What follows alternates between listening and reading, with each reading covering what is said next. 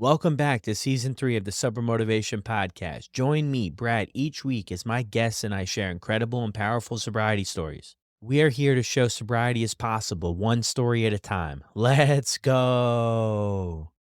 In this episode, we have Michelle, who shares openly about her late onset addiction to alcohol and turbulent journey to sobriety. Growing up in a household filled with alcoholism, she focused on academics and her career before gradually slipping into alcohol dependency due to life's pressures. Following multiple hospital visits, rehab stays, and a significant personal realization, she made a commitment to sobriety in 2016. We also explore the societal stigma of addiction, the challenges of early recovery, and the power of connection, community, and a constant personal work on the road to recovery.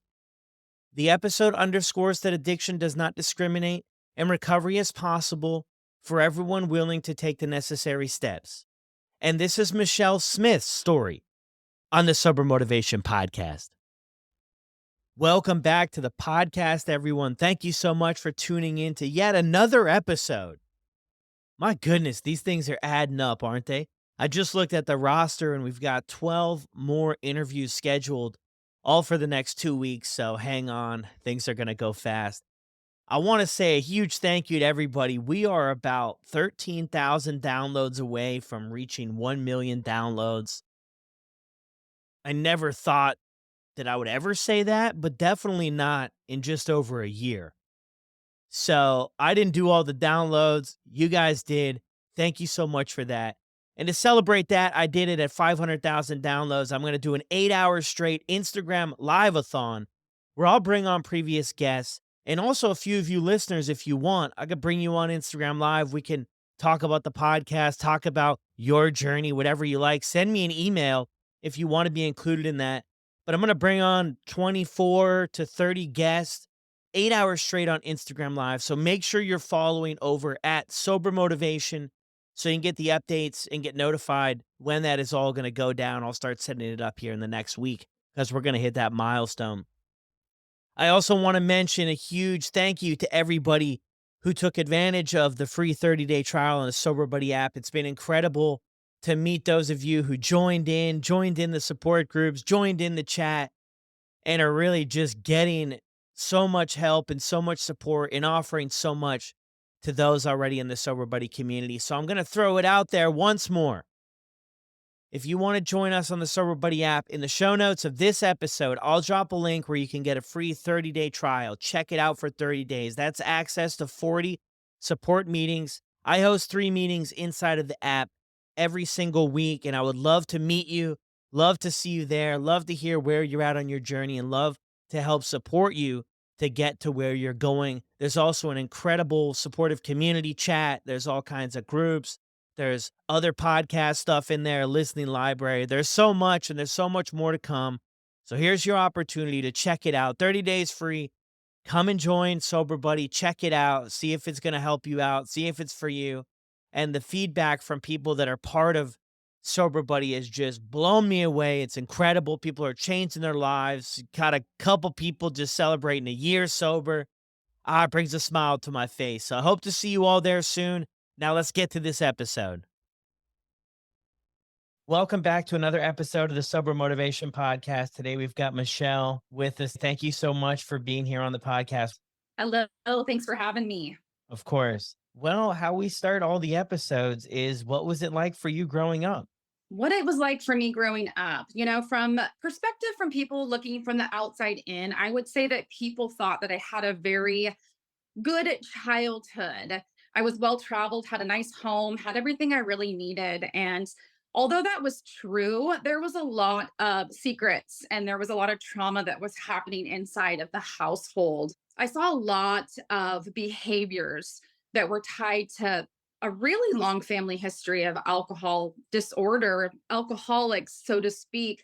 I would come home from school and my evening was dictated on how my father was going to behave. And what I mean by that is if he was drinking or under the influence or drunk, I would literally find myself hiding in my closet. And if he was sober, then it was going to be a good night. And so, me being that product of my own environment, of it being very unstable, very unsteady, of not knowing how things were going to play out, I noticed really started to take a toll on me, not only physically, but mentally. And I ended up in the nurse's office a lot from anxiety and stress and depression, not knowing when you're a kiddo what that really is, but knowing that that did play a huge role in my life, as though my anxiety and depression continued to evolve into adulthood. But, I had that perfect example of what not to be. And I think it ultimately empowered me to do other things later in life. But essentially, beyond that, my basic needs were taken care of. But I think it's really important to remember that no family is perfect. Leave it to Beaver moments that there's always something going on behind the scenes. Yeah, that's the truth for sure. What were things like for you in school? I excelled. I didn't really have an option. It was, you are going to do really well. You're going to go to a private school. You are going to get straight A's. You're going to go to an elite college. If you're going to college and if you're going to have a great career, it's which one and how fast can we get you through so that you can excel in life. Yeah, so that was something that your folks valued was education and career and Absolutely. And just excel, shine, and just to keep moving forward. Not as much time for play. It's business. There's things that need to be done. It's okay to have and be a kid at certain levels, but I felt like I grew up really fast. And I feel like I kind of missed out on some of my childhood. it had an impact on you, the pressure. Yes. Oftentimes very, very intense. And you don't have an option. You just got to keep going and you got to keep pursuing. And it's that whole perfectionist and that whole people pleasing mentality that really stuck with me. Has its serves its purpose in certain capacities in life. But when you have this expectation that you're always going to strive for, it hurts to fall down from that soapbox that you're not always going to be able to reach the expectations that are completely unrealistic for yourself all of the time. Yeah, for sure. So, I guess my next question is what was college like? I'm not going to ask if you went to college because I feel like I already know the answer. What was that experience like for you and what were you pursuing? I went in with a business mentality of doing economics, doing all the smart, nerdy things that people wanted me to do. And I'm not interested in doing keg stands. I'm not interested in this whole fraternity lifestyle. I want to get into school. I want to get done with school and build this life in this whole cookie cutter system of how life is supposed to be. And so I found myself hating business. I hate numbers. It's just not my thing. And I started taking some education courses and some psychology courses. And I thought, I really want to help people. I really love that my family, they're physicians, but I have no interest in working with the body or having surgery. Like operations don't sound fun to me. And so I'm like, I can help people in a different way. So I went like the education route of just like children's literature. I want to be a school teacher. I think that that is something that I can do really well. And it's still a form of helping people.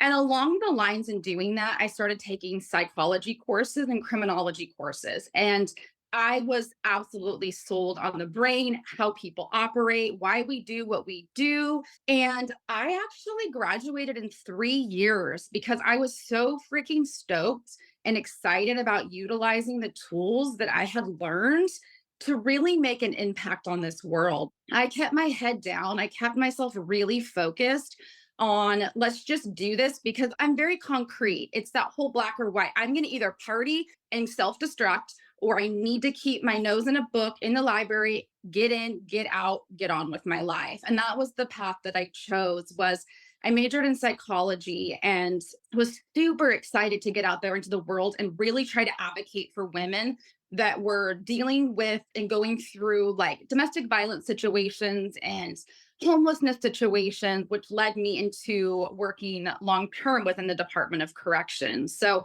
college was good. It was quick. It was done. Yeah, and you just hit the books hard. There was no partying for you. No, because I knew that, yeah, if I did, it was just not going to be a good thing. I had seen other family members and just my peers in that circle. A lot of times we have this memo, right? That's what we do in college.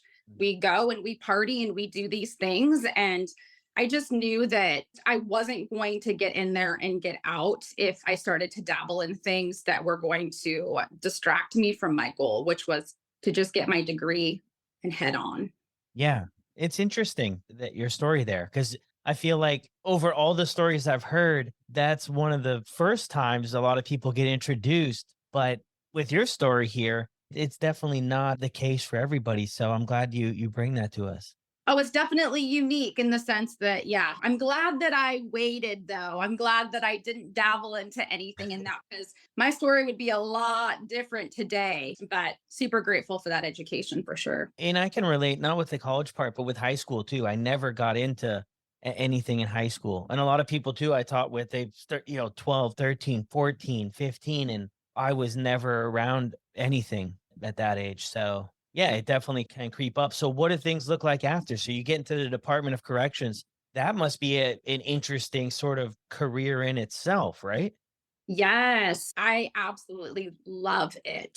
I have been trained as being a certified alcohol and drug counselor and just really developing startup programs within different states in the Pacific Northwest and creating these startups of co occurring disorder programs. So, mental health and substance abuse programs. And it's like 90% of the inmates get out of custody. Rehabilitation has always been such a huge piece of it's a passion of mine, really. It's like if they're going to get released, we don't want this recidivism rate to continue to be high. They're going to be our neighbors. Let's teach them. Let's educate them. Let's have them get their GED and college diploma, whatever they need to do in there to get right.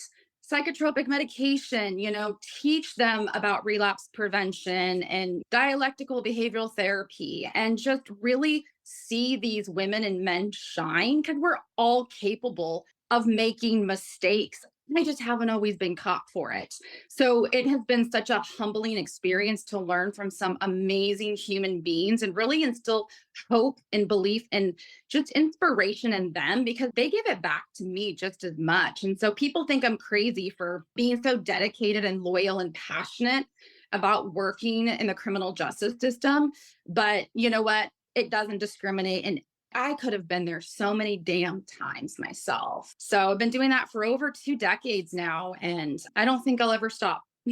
Wow, that's incredible. This is a sober podcast, so there's got to be a part of that to your story. When did you start drinking and the other stuff? Yes, I started drinking.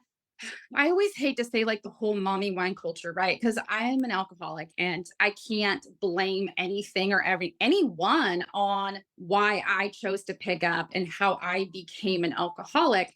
But I think looking back, all of social media, the movies, just everything and how we normalize alcohol, especially in our culture, I had a really big like hardship within a small period of time where it seems like, oh, okay, your life seems pretty good. You seem privileged. You have this, you have that.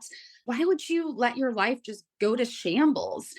And when you have so many things that happen all at the same time, when you lose your mom as you're becoming a mom, you start to have strokes one after another. Your husband deploys to war. I'm not dealing with bereavement, grief, and loss. I am defined by my career. And now I am staying at home with my kids temporarily, trying to figure this whole motherhood thing out and what my value and role as a human being is at that season in my life.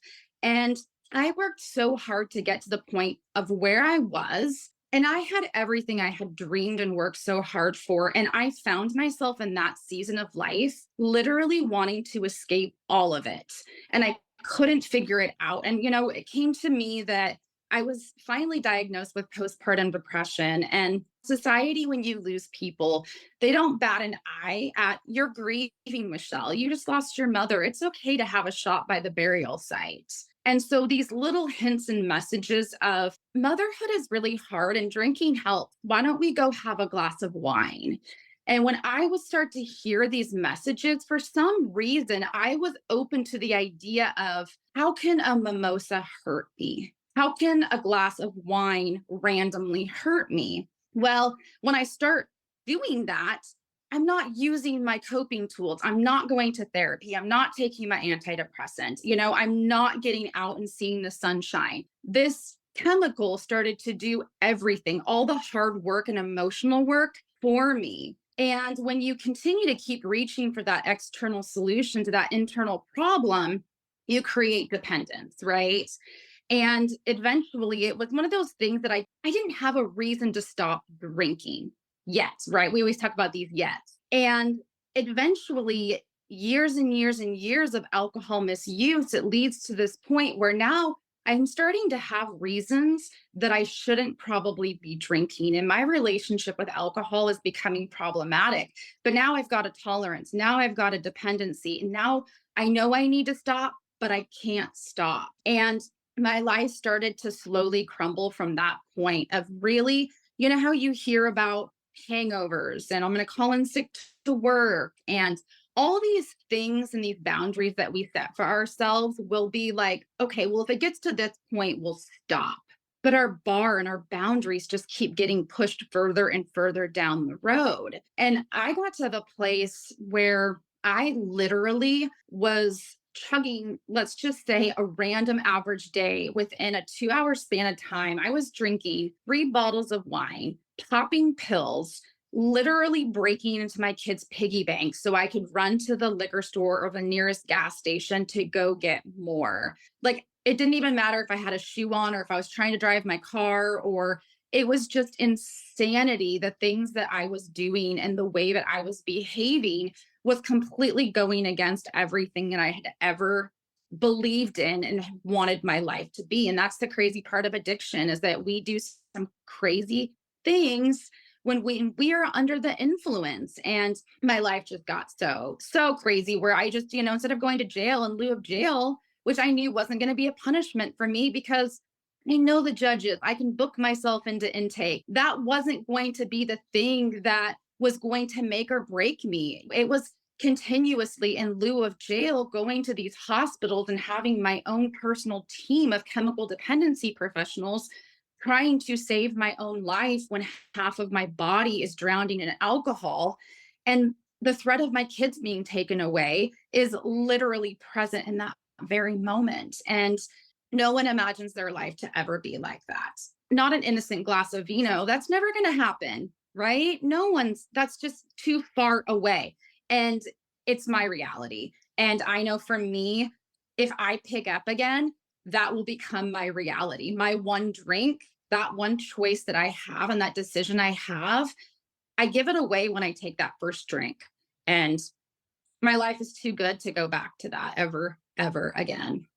Yeah, I hear you on that. Just to relate there, I heard this one thing. The only drink I can say no to is the first one. I heard that somewhere on the Interverse. But no, a lot of stuff to unpack there. So what was your stance though before all of this, before it went downhill? Were you like a normal drinker or were you against drinking? And then all these things happened and you started drinking then?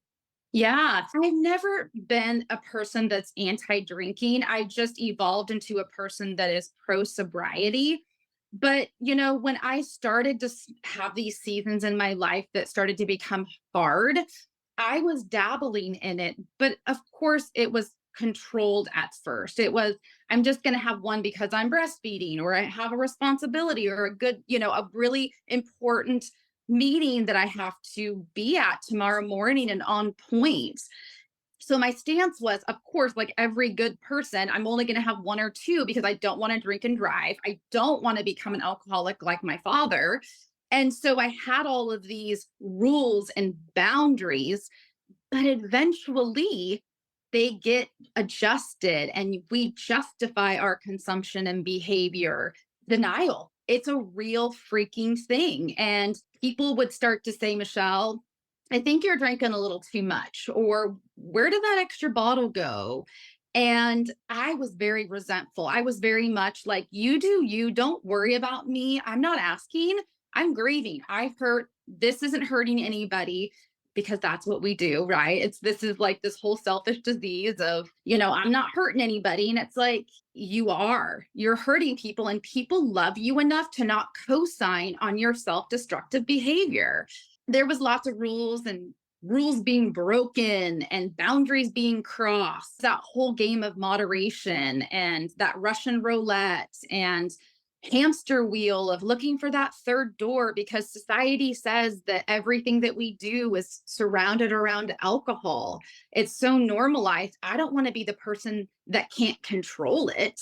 But in all actuality, there's a ton of people who either choose not to consume it or can't control it either. And so these conversations like we're having right now, that we're not this weirdo that just is a quitter that can't handle their booze. Like there's nothing good about the damn stuff anyway, right? It's not adding value to anybody's life. It's taking away our ability to use our natural coping tools, and it damages our mental and physical and spiritual health. It's just, I'm a person that shows up as a better version of who I am when I'm sober. Yeah, beautifully said. I mean, very insightful, but I'm just kind of curious to know how you're able to get to this place, like of where you're at now, where looking back, hindsight's always 2020. We can see where things went astray, but like how have you been able to get to this place where you're comfortable and confident with where you're at and you can make that choice every day? Like you said, it's like you have the power to say no to the first drink. And anything after that, you're not in control. You lose your ability. You've given that up, right? For me, we talk about these rock bottom moments or these epiphanies or when you surrendered, what was this aha moment? And I think for me, it was the reality that I will never be and live to my fullest potential if alcohol has a place in my life. And I was so sick of waking up and looking at myself and hating myself and shaming myself and being disgusted with the person that I am, that I wanted to someday like myself enough and that reflection in the mirror to someday love that person again. And it wasn't the first, second, third, fourth time being in the hospital. It wasn't losing all of these jobs. It wasn't that, wow, that crazy thing. It was literally, I'm done. It's going to be so hard, but I am making it's just a non-negotiable at this point. I'm off the hamster wheel. I'm declaring myself a non-drinker. Every freaking day is going to be really, really hard, and we're going to take it as it comes. This has no purpose in my life. It's done. And once I made that decision, I started to find sober people. I took down all of the decor and all of the magnets and the glasses. We have so much decor. We glorify it. We're like walking billboards. And so I just started to go into restaurants, not see all the people who were drinking, but to see all the people who were living a sober life, connect with clean and sober people who were doing similar things as me, that birds of a feather flock together. Michelle, if you're not going to drink and you're going to be doing activities that are fun and adventurous, those people aren't going to be drinking either.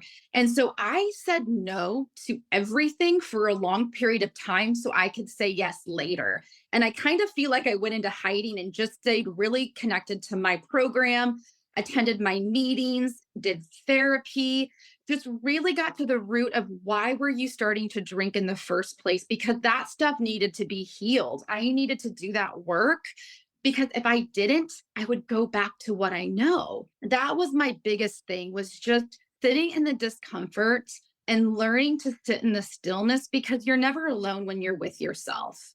And I needed to relearn how to honor and to love myself and to sit with distress and discomfort and know that it's not going to last forever and that a drink is not required. It's not going to change anything except for make the situation worse. And every day that I was able to honor my promise to myself, my confidence rose because I kept that promise to myself and that felt good. And I knew I had a really long way to go.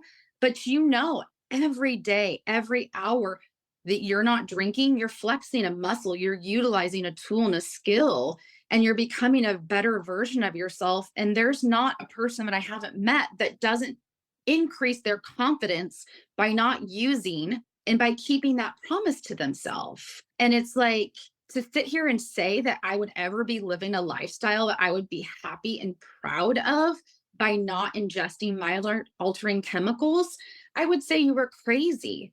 But it's like, stuff's hard and it's supposed to be hard. Life's not all about sunshines and rainbows. We have this idea that everybody's supposed to be happy all the time.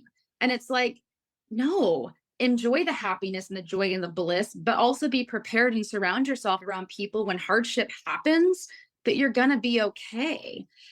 Fellowship is a huge piece of my story in the 12 steps because if it was without them, I know I'd still be drinking and I'd probably be dead, to be completely honest with you.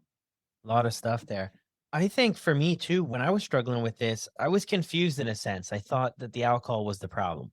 And I think I really related to a lot of stuff you said is because I figured if I just quit that, then everything would be good. And I was doing other drugs too, but I figured if I just took that out, I would be okay. And what I quickly found out is I sobered up 100 times and my life was still extremely unmanageable and was a mess and chaos. And I didn't know how to do a lot of basic stuff. So, and I kind of heard that in your story there when you're sharing is that you had all that other stuff to work on. That's what I say. A lot of people too, they reach out, right? This question, it's $1 million question, Michelle. And I'm sure you've heard it a million times as well. How do you get sober?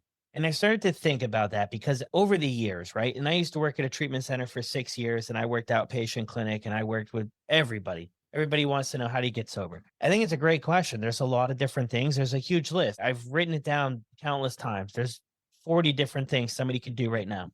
What I find to be a better question I tend to ask people is, what are you willing to do? And then what I'm Mhm. getting from your story is like you were willing to go to therapy. You're willing to go to meetings. You're willing to sit with yourself. You were willing to say, this is going to be really hard and it's going to suck, but I'm going to stick with it and make that a non negotiable part of my life. And I don't know if, do you think people get kind of caught up there with like looking for that quick way out or that easy way out of something? Or do you see people get hung up on the substance as being the problem? And if I remove that, my life just 10X's. I think both. I think it's not that drinking problem, it's a thinking problem. And it's like, if you take away the drugs and the alcohol, you're still everywhere you go, there you are. You're still left with all the stuff that you have to work on. I think that's the $1 million question. And you're right. I've done that exact same thing a million times too. It's like, I want freedom. I want to be like you. Where do I start? How do I do this? And I really truly believe that, like, you have to work on your mindset. I want this. Why do you want this? Right? You have to believe that your life is going to be better without it. There's not that third door. I'm removing this from my life because I'm a better person. So let's get to work. Right. So it's making that non negotiable, but you have to know that it is your decision, that you're not being influenced by the system, a judge, a probation officer. Like, you can't want this for even your kids. You have to want this so bad that you're willing to sit in the hardest, ickiest, darkest parts of your life and just know that it's going to be okay. I did this for my kids to start with, but I do it for me now. Like, I was motivated until I had my own love for myself and I got to see and add up a couple hours in a couple days. Oh my God, this actually does. I'm gonna be okay. But I think the world, there's that layer of glorifies excessive drinking. So it's not like smoking, right? Like, oh, we're gonna support you if you don't drink, like rah rah. It's, you're an alcoholic and a drunk or you're a normie. Like, there's no in between. And it's confusing because if we were supported the way I had cancer, I told everybody about it. But to tell them I'm an alcoholic, there was no way in hell I was ever going to share that information with people because the support would be completely different. It would be like, instead of bringing you meals and flowers, I'm going to lock up my medicine cabinet. It's like, society is not on board to support people that are wanting to refrain from utilizing a substance that's no good for them. And so I think it makes it that much harder about, maybe if I just try harder, maybe if I set up these rules and restrict my drinking, maybe things will be different. And it never is. And so it's coming to that understanding and realization that it's never going to change unless you ditch the drugs. Yeah. And you said one of my favorite things there, wherever you go, there you are. I was in rehab when I was 17 and I was just playing games and I just wasn't buying in and I was just acting like a clown and stuff. And we used to have these things called a focus. So you'd get this focus thing. One time that was my focus. Wherever you go, there you are. And that was your sort of thing to share on for the week. So that's, I like that a lot because that's so true. And, even with working with people, I saw it firsthand where at the treatment center, this was a 6-month program where residents live there. And I saw it firsthand. There was no drugs, there was no alcohol there. And there were still behaviors that it wasn't the substance, but the stuff was still there. And if you knew if they weren't there, where this was probably going to lead, right? So other areas of our life have to improve after. And that's what I always say. Your first step is to sober up. And even though it seems like it's going to be the most daunting and the hardest step, you'll probably soon find out, like I did, like, hey, this one was pretty easy. This was one choice I make every day and maybe many, many times throughout the day. But start to clean up the tornado that I left behind that was the real work. Absolutely. I know. I went to treatment too. And I don't know how many times you went. I went once, thought I was too good for it. I left. Took me 30 days to relapse. 4th of July happens and you get home and you think you're freaking cured because you racked up some time. And it all just snowballed from there. Once you pick back up, you're just off to the races. There's got to be a constant continuing care plan. Like you have to have people on board and who are going to support you. I always call it a dream team. That could be made up of trusted professionals and psychiatrists and sponsors, could be your best friend, but we all need people who are going to support us and root for us that we can fall back on, that are going to hold us accountable and not accountable that is oh, leave me alone kind of thing. Don't police me, but who are going to honor and not co-sign on you doing things that aren't good for you. We all need that. And I think that's just so important. And I think society, we just hide. It's like, well, let's just not talk about that kind of stuff. Let's brush it under the rug. And you and I and all of us all know that the opposite of addiction is connection and community and knowing you're not alone and sitting in rooms where no one's going to shame me because they've done it too. And knowing that I can let that out and share that and release and bless that, I don't have to hold the weight of that anymore. That is literally destroying my soul, where I don't come from a place of shame anymore. I'm not a bad mom or a bad person. I'm just a person who had a really bad addiction. And she is a heck of a lot better when she's a sober person and makes that decision every single day. And so that shame and that guilt of doing that inner work, like you said, when you take those substances out of the equation, that's when the work begins. And the people who have been in recovery and are doing programs and stuff, there's some badass people that are doing some work that normal people wouldn't even ever think or entertain the idea of having to do because they haven't had to, right? It's pretty incredible. Yeah, no, it is. There's definitely a silver lining to it in a sense about that you kind of get that opportunity to live life to the fullest. And plus you kind of get a reset in a sense, a new opportunity at life to just head in the direction you want to if you're willing to put in the work. The addiction too brings out, a lot of stuff from childhood throughout life, different feelings, different emotions that you just kind of continue with it. But I mean, it's all very interesting too with a lot of the stuff through society too, how it's the commercials is everybody hanging out most of the time, good looking people jumping off a boat, partying on a beach.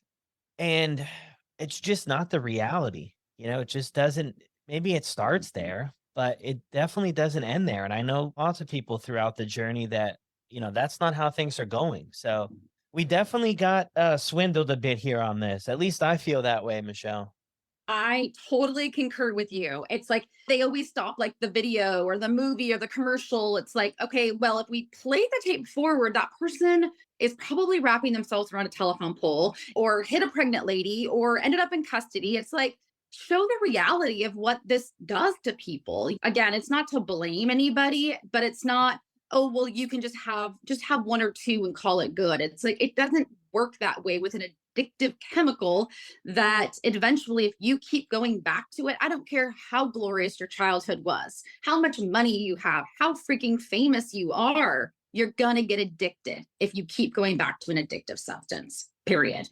Yeah, very true. And the whole punchline too of drink responsibly. I saw the other day I was just looking at the advertising that some of these companies are running on Facebook. on their Facebook page, it says drink responsibly. And it also has a disclaimer that you can't share the content with anybody who's under 21 years old. Mm. And I'm just thinking, I mean, this, not to blame, and I want to definitely emphasize that too. My problem is not anybody else's problem. Like, it's not, I'm not saying that that's what caused anything. I don't think it helped, but it's just interesting that that's the messaging, like drink responsibly. Like, I don't know, maybe a handful of times I was able to do that, but that never really resonated. I never thought before I was going to do this or to engage in this risky behavior, be like, oh, yeah, but I got to drink responsibly. I never once thought of that.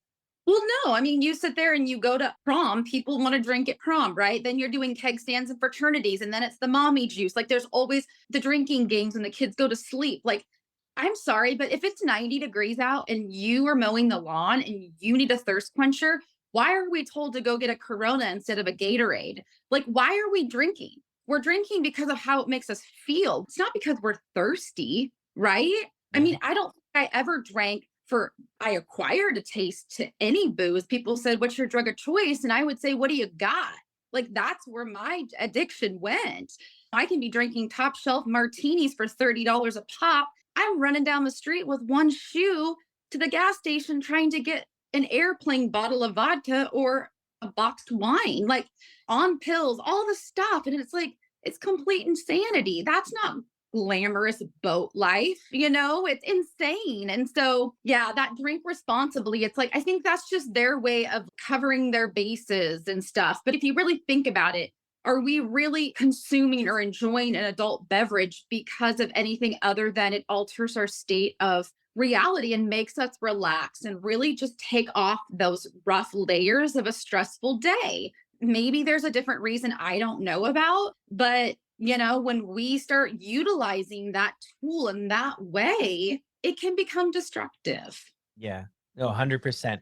I'm wondering too, because your career, right? You had education with stuff, you're working with people, helping people maybe start their recovery journeys in a sense. And then I'm assuming here, but silently on the side, you're going through your own stuff. Did you ever think to yourself, Michelle, you should know better or something like that? Like, 100%. And I think that's what kept me stuck even longer was professional too. It's like, so license are on the line, credentials, careers, names. I have to keep this even more under wrap because what's going to happen if it gets out?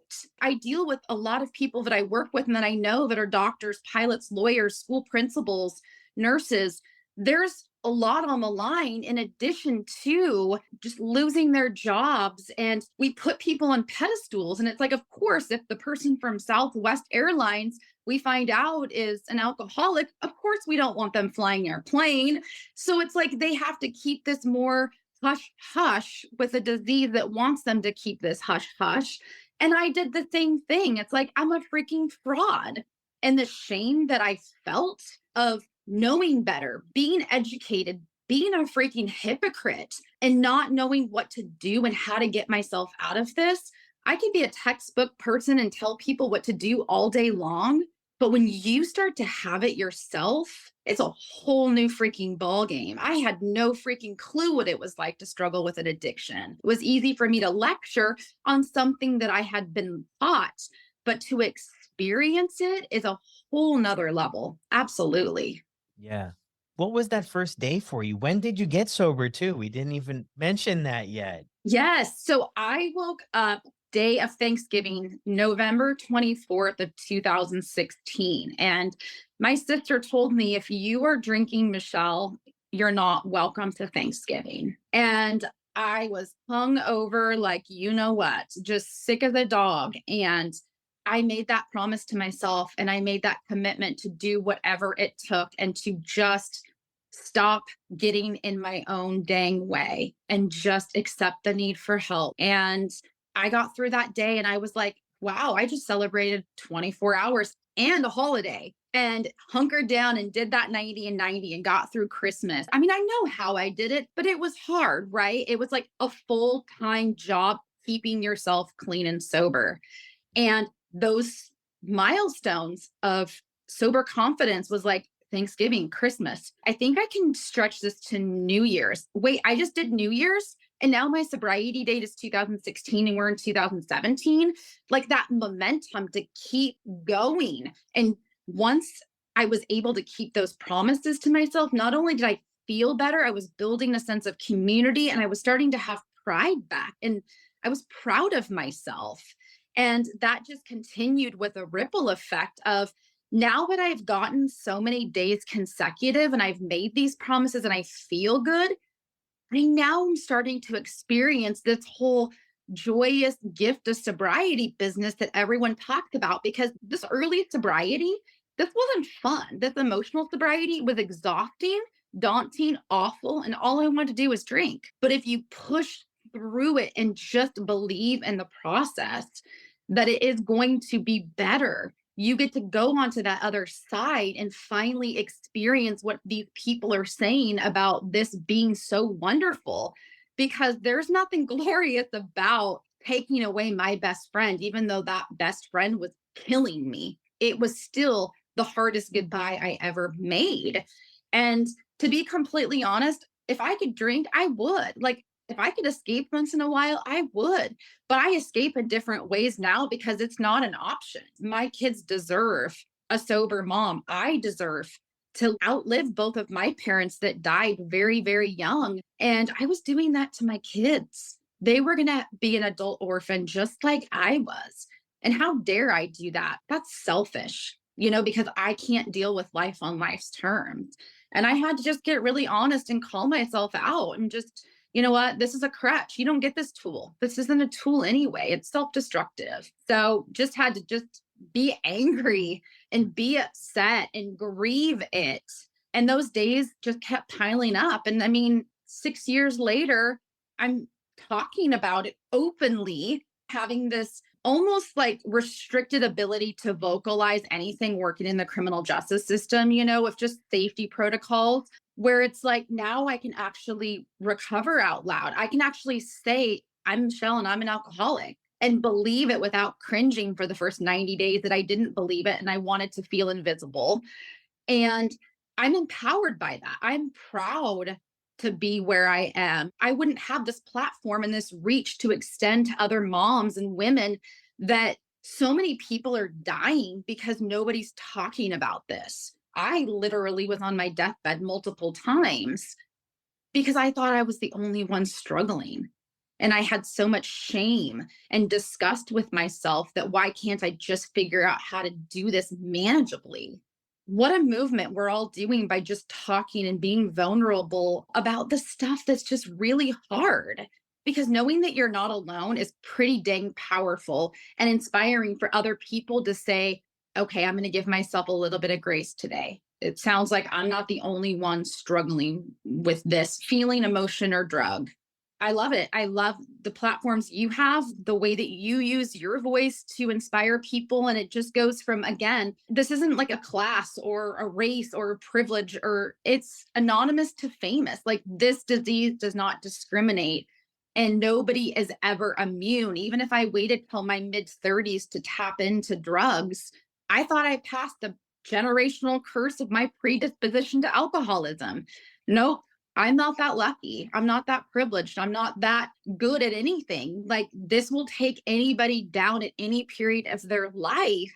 And we all need to be vigilant. It's never something that can't happen. And again, on the flip side, we have to be mindful that we can go right back to where we were if we don't stay connected and stay open to learning and being educated. People can get confident and cocky and say, oh, I've mastered this. I can go back, or things will be different next time. Opportunities are just waiting to lurk in to take our sobriety and recovery away. So it's never one of those things that I've got this and I can just back off my programming and I'm going to be okay. This is the condition we have for the rest of our life that needs and requires maintenance. And it's really important that people remember that, including myself. Yeah. So true there. Like so powerful, so true. And I look at it too. The maintenance is, for me anyway, it's different over time. At the beginning, it felt more like maybe a chore.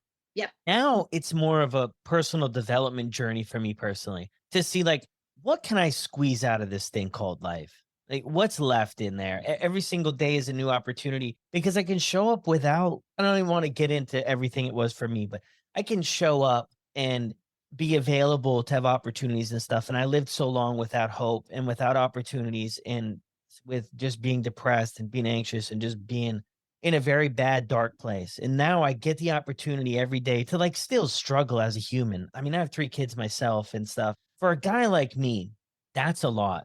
For a guy like me, for the life I lived before all this, that's really a lot. It's an extreme privilege. And I just feel so blessed and grateful to be able to wake up every day and like, just what can we squeeze out of this thing today? And I lived so long the complete opposite. My way of life was, what can I just get from other people? What's in it for me? And now I don't even really ask that. The only thing I really ask, what's in it for me, is maybe for supper. That's it. Other than that, I'm giving all day. Uh, Yep. Giving everything, and that's incredible. I wanna just wrap up with this here. This has just been incredible. Your story is so inspirational, and your transparency and vulnerability, I know, has just been freeing for so many people to hear exactly what you're saying about you're going to work, you're talking this one way, and this other stuff is going on, and then, yeah, that type of stuff furthers it, plus people in different careers and different stuff don't necessarily wanna bring this stuff out. And everything you said too is like there's windows of opportunity. I was talking to a bunch of people, right? Because rock bottoms are going to happen, right? They're going to be different for everybody. What happened for me? And I hear maybe a little bit of it for you too. It's like there was this window of opportunity. I don't even know if I can explain what exactly happened. Of course, in my life, there was a ton of interventions: therapists, Celebrate Recovery, 12 step, NA, AA, Smart Recovery, rehab, detox, psychiatrists, psychologists, you name it. There was a ton of intervention. But this one morning when I woke up, I had this vision of like the past 5 years of my life and destruction. And I kind of had this idea that I could make a difference or had to try. And it kind of made sense. So, kind of hearing that too, maybe in a sense from your thing, is like you just woke up and you're like, today's the day kind of deal. Totally. And it's like exactly what you said. From the first time I was drug into AA, drinking in the bathroom, just to get my butt there, literally till leaving inpatient treatment years later, I woke up and nothing was really that different. It was just the deliveries were pretty much the same, right? I was ready to hear it differently. I was ready to hear that message at that moment. All of that added up. But the mindset, I am ready, I am committed. And when we get to that place, we are unstoppable just as much as we would get our drug, right? The motivation, and we were just off to the races. We can use that grit and determination to strive for our recovery just as well, even better. And to share that with the world. And even if we didn't, what a disservice, right? Because one sober person helping another person get sober is a freaking most beautiful gift I've ever seen anybody experience in their lifetime. And if we wouldn't have gotten sober and extended ourselves and given back in the way that we're doing, I mean, what a rad gift, right? We would be doing a disservice to other people by not sharing our experiences and our vulnerabilities. And I can't hold that back from people because of my insecurity or my pride or my name. It's like, no, saving a life and empowering people is way more important than somebody having dirt on me. So put it all out there. And then once you put it all out there, nobody's got anything that they can say that you haven't already shared. Yeah, they'll try. You know what I mean? People try to get crafty, but I'm my own worst critic anyway, in that sense. I mean, other people can come up with whatever it is. Like, trust me, I've said it to myself. I've probably at one point in my life believed it. So, like, we got to rock on for sure. But yeah, I mean, it's so powerful. And you're right there. What's the purpose of the entire struggle if we don't share, the good parts of it? I get a message today from a fella and he just celebrated 1 year. And he's like, anytime I struggled, I looked at the page. I've had the page for a while, so I get the chance to see people. Maybe I talked with them 3 years ago and I don't have the answers and I don't like message people trying to change them and stuff, but they say, hey, I'm struggling with this. And I'm like, all right, I'm there to listen. And then they message, 3 years later, hey, I got like 90 days sober. And I'm like, oh, I have no idea who this person is. I feel so terrible. I look up in the conversation and I'm like, oh my gosh, you've got 90 days sober from this was your life. I'm like, wow, that's so cool. So it definitely makes a difference for people to have some stories or something that they can relate to that they're like, hey, if it's possible for Michelle, maybe, just maybe I can give it a shot and try to figure something out. Absolutely. Those are the best messages ever. And they're so important for people like you and I, too, because sometimes we get into that rut. Are we really making a difference? If we're only seeing habitual relapse, where are the victories, right? And it's like, this isn't about us, but just knowing that people take the minute to drop a message and just share that they have 90 days or 2 days, we are making a difference. And that's important to both parties. So, best messages ever. I'm so glad that you shared that. Yeah, no, so true. And I mean, that's a giving back and service and helping people and supporting people, and not only in recovery, but for me, it's so important just to be a good person. Yep. Volunteer did the at this stuff and it do stuff for Christmas for people that are less fortunate. Do little things like that, whether it be helping somebody trying to get sober or just helping another human being. I literally just have to do the complete opposite of what I used to do. And if as long as I stay on that track, I'm in pretty good shape. But I want to wrap up things here. Is there anything that you want to end with? I just want to just reach out to anybody who is just really struggling and in that darkest, deepest part of them of just feeling like there's no way out. I've been there, and all it takes is just reaching out to one person, following an Instagram, listening to a podcast. Just keep freaking going. If you can't stop thinking about sobriety and recovery and getting clean and sober, don't stop fighting for it, because Brad and I both have told you guys, it's this one moment. If you don't give up, you're going to be successful. So keep fighting for what it is that you want, because it's yours for the taking. Wow. Great way to end. And I can't say anything that's more powerful than that. So thank you. Absolutely. Thanks for having me, Brad. Well, there it is, everyone. Another new episode. If you were able to connect or enjoyed this episode with Michelle at all, be sure to send her a message over on Instagram and let her know thank you. Her handle is recoveryisthenewblack, and I'll drop the link to that in the show notes below. And I'm going to do something I haven't done for a bit here on the show, but the first person to message me over on Instagram at Sober Motivation saying that you finished this episode, I'm going to let you pick something out of the Sober Motivation shop and we'll get it sent right over to you just to say thank you. And if you haven't rated or reviewed the show, please do that on Apple or Spotify. It's really helping us get the message out there. And share this with a couple of friends. Maybe it's at your meeting, your friend group, your workplace, who knows? Share this podcast with some other people. Let's continue to grow this thing and let other people know that there's stories out there. There's people just like them who can do this thing, and together we can do so much more. So the last thing is, if you're really enjoying the podcast, this is only if you're really enjoying it, I'll drop the link below where you can donate to support the show, or you can head over to buymeacoffee.com/sobermotivation. Support the show. Anything helps. And I'll see you on the next one.